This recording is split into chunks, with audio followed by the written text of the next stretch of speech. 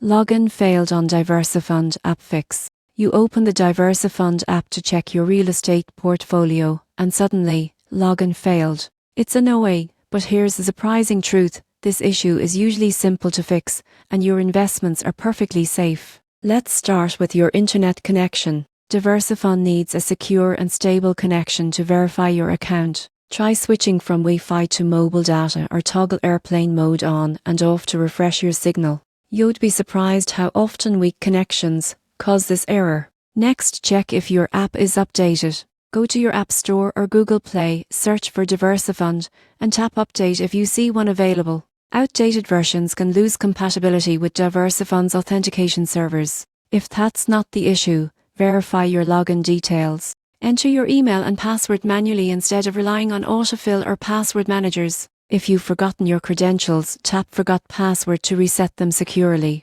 Still stuck? Clear your app cache. On Android, head to Settings, Apps, DiversyFund Storage, Clear Cache. On iPhone, uninstall and reinstall the app to clear stored temporary files. Corrupted data can easily cause failed logins. Also, check if you're using a VPN or proxy. DiversyFund may restrict access from masked IP addresses as part of its security protocols. Disable your VPN and try logging in again. It often fixes the issue immediately. Finally, if nothing works, it might be on DiversyFund's end. Try logging in through the website. If that fails too, the platform might be undergoing maintenance or updating its servers. So when your DiversyFund app says login failed, don't panic. It's almost always a quick fix. Check your internet, update your app, verify your password, clear the cache, and turn off your VPN.